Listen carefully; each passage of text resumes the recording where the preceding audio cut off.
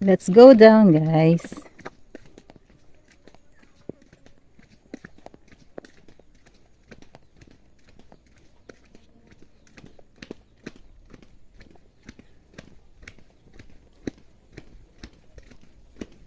Ayan, at maganda na pala ang daanan dito.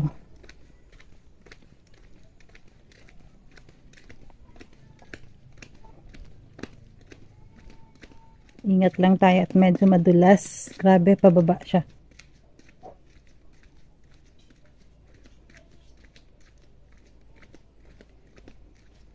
Dapat pala kapag pupunta ka dito, dapat ang gamit mong sapatos ay yung makapit para hindi ka madulas.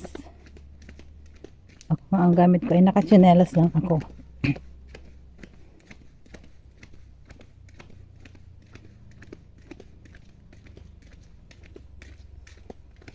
Dahan-dahan lang tayo, guys.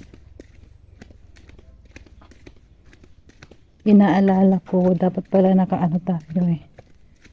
Dapat nakasapatos. Kasi masyadong madarik yung daan. Uy, no? Pababa talaga siya. Kailangan nating humawak. Pa tayo madulas.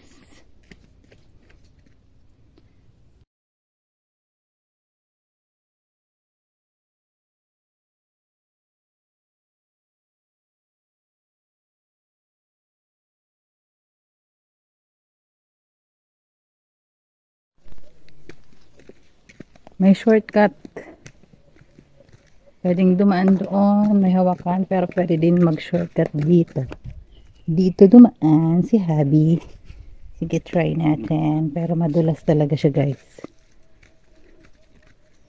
Parang nagsisi na ako. Nasumunod ako sa kanya. Oh my God. Sige. Dito, matitesting yung pagiging hikers natin. Pero hindi ako ready kasi tingnan niyo. Naka-chinelas lang ako, guys, at hindi ako ready. Ayan. Dito siya dumaan.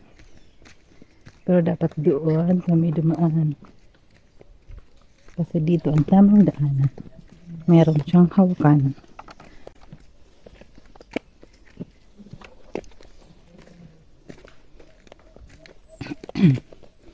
Kapag ganitong mga lakaran, palagi tayong naiiwan, guys.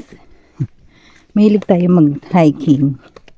At ang mga ganitong daan ay medyo sisiw na to sa atin, pero syempre dapat naka-ready naman tayo. Dapat ang suot natin ay yung tamang footwear. Dapat nakasapatos tayo para safe. Kasi kung hindi, pwede tayong yan, mabato ang mga daan. Pwede tayo dyan matapilok sa mga daan. Ayan, malapit na tayo, guys. Nakikita ko na ang dagat.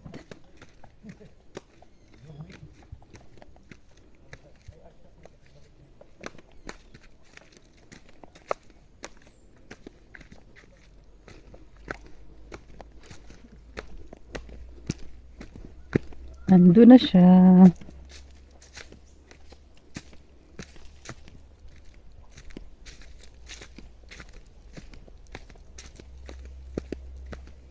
Ay, meron ditong paggawaan. Diyan niluluto yung mga nyog na ginagawang kopra. May source of water pala.